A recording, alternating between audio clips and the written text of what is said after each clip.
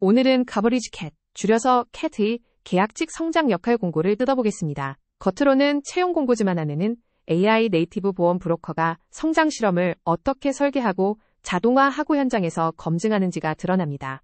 보통 엔지니어 공고에서는 스택 경력 협업 방식이 먼저 보입니다. 그런데 이 공고는 AI 도구 개발과 현장 인력 운영을 같은 흐름에 놓습니다.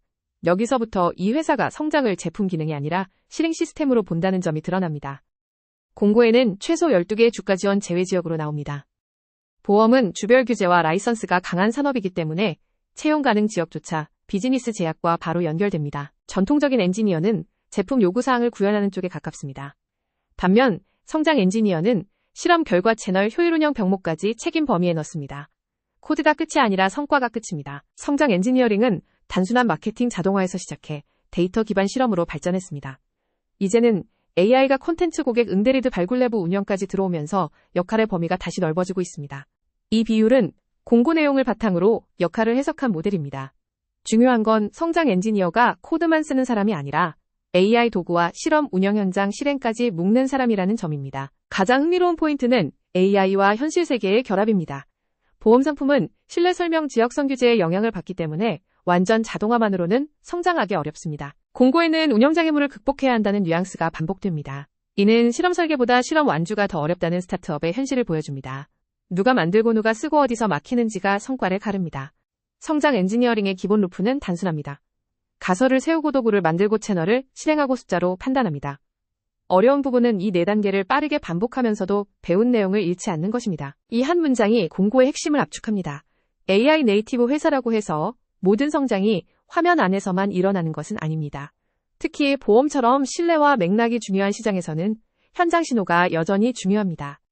보험은 클릭 한 번으로 끝나는 소비재가 아닙니다. 보장 조건 예외 조항주별 규제가 얽혀있기 때문에 고객은 설명과 신뢰를 필요로 합니다. 그래서 AI가 잘해야 하는 일은 답을 빨리 내는 것만이 아니라 불확실성을 줄이는 것입니다. YCS22는 2022년 여름 배치를 의미합니다. 2026년 기준으로 보면 약 4년차 회사입니다. 이 시점에는 제품을 만드는 것만큼 반복 가능한 성장 채널을 찾는 일이 중요해집니다. 기존 보험 중개는 사람의 경험과 네트워크가 강점입니다. AI 네이티브 브로커는 반복 작업을 소프트웨어화하면서 신뢰가 필요한 순간에는 사람의 개입을 더 정확한 위치에 배치합니다. 이 점수는 공고에서 추론한 채널 적합도입니다. 보험은 검색 의도가 강한 시장이라 SEO가 중요하고 리드의 품질을 판단하는 AI 분류도 큰 역할을 할 수 있습니다. 현장 실행은 초기 메시지 검증에 특히 유용합니다. AI 성장 도구라고 하면 챗봇만 떠올리기 쉽습니다. 하지만 실제 성장 기여는 리드 스코어링 상담, 요약 콘텐츠, 실험 내부 운영 자동화에서 더 직접적으로 나올 수 있습니다.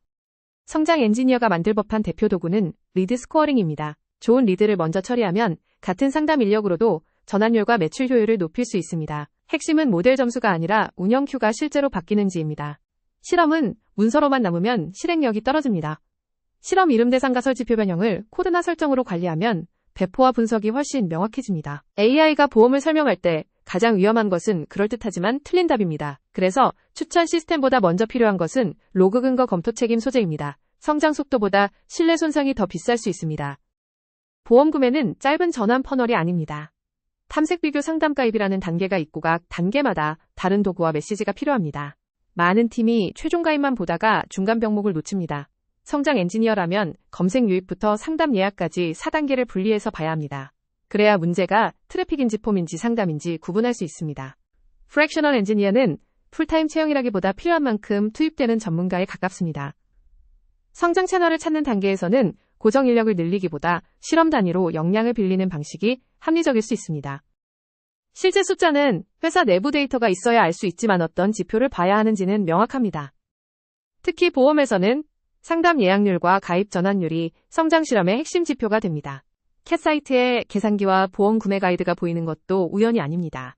보험처럼 검색 의도가 강한 시장에서는 콘텐츠와 도구형 페이지가 장기 성장 자산이 됩니다. AI SEO는 글을 많이 찍어내는 문제가 아닙니다. 검색 의도에서 출발해 전문가 검수와 전환 동선까지 연결해야 실제 성장 채널이 됩니다. 이 공고를 개발자 관점에서 보면 결국 시스템 설계 문제입니다. 실험 결과가 데이터로 남고 다음 실험에 입력이 되도록 만드는 구조가 중요합니다. 여기서의 한계는 단순한 숫자가 아니라 실험 설계 원칙입니다. 한 번에 너무 많은 것을 바꾸면 결과가 좋아져도 왜 좋아졌는지 알 수 없습니다. AI 도구를 성장에 붙이면 로그 설계가 중요해집니다. 어떤 입력에서 어떤 추천이 나왔고 사람이 어떻게 수정했는지 남겨야 나중에 품질을 개선할 수 있습니다. 이런 이벤트 구조는 단순하지만 강력합니다. 미드가 어디서 왔고 어떤 보험 종류인지, AI 점수는 얼마인지 남기면 운영 큐와 분석이 동시에 쉬워집니다. 공고에 크랙스리스트가 등장하는 대목은 현실적입니다. 초기 성장 실험에서는 세련된 플랫폼보다 빠르고 저렴하게 사람을 구해 현장 반응을 보는 방식이 더 유용할 때가 있습니다. 현장 실험도 무작정 뛰는 방식이면 안 됩니다.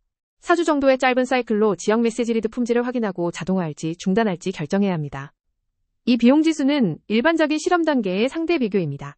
처음부터 제품화하면 비싸기 때문에 수동 테스트로 신호를 확인한 뒤 자동화하는 접근이 실무적으로 좋습니다. 이 역할은 특정 프레임워크만 잘하는 사람보다 T자형 인재에 가깝습니다. 코드를 쓰면서도 데이터 AI 운영 커뮤니케이션을 함께 다뤄야 합니다. 공고는 특정 언어나 프레임워크보다 성장 마인드셋을 강조합니다. 이는 문제를 좁게 받는 개발자가 아니라 결과를 만들기 위해 필요한 일을 찾는 사람을 원한다는 뜻입니다. 이런 역할에 지원한다면 포트폴리오도 달라져야 합니다. 단순히 무엇을 만들었는지 보다 어떤 가설을 세웠고 어떤 숫자를 받는지 보여주는 편이 훨씬 강합니다. 지원서에서는 화려한 기술보다 실험 완성도가 중요합니다. 작은 프로젝트라도 가설 구현 즉 정학습이 연결되어 있으면 성장 엔지니어링 역량을 보여줄 수 있습니다. 성장 도구도 마찬가지입니다. 아무리 좋은 AI 기능이어도 상담원 마케터 운영자가 매일 쓰는 흐름에 들어가지 않으면 성과로 이어지기 어렵습니다. 성장 엔지니어는 빠른 실험과 확장 가능한 시스템 사이에서 균형을 잡아야 합니다. 초기에는 수동으로 검증하듯 신호가 나오면 바로 표준화할 수 있는 구조를 생각해야 합니다. 프랙셔널 역할은 긴 온보딩을 기대하기 어렵습니다. 첫 30일 안에 기존 퍼널을 이해하고 작은 실험을 배포하고 측정 가능한 결과를 만들어야 합니다. AI 보험 브로커의 경쟁력은 단순히 챗봇이 똑똑한지로 결정되지 않습니다. 고객 신뢰 운영 효율 규제 대응 사람과 AI의 협업이 함께 맞아야 합니다.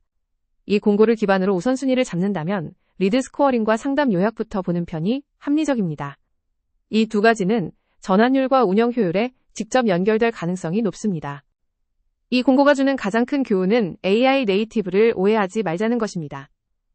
진짜 AI 네이티브 회사는 자동화와 사람의 실행을 분리하지 않고들을 하나의 성장 루프로 연결합니다. 정리하면 이 채용 공고는 한 명의 계약직 인력을 찾는 그리면서 동시에 AI 시대 성장팀의 업무 방식을 보여줍니다. 개발자라면 이제 기능 구현을 넘어 실험과 데이터와 운영을 함께 설계하는 역량을 준비해야 합니다.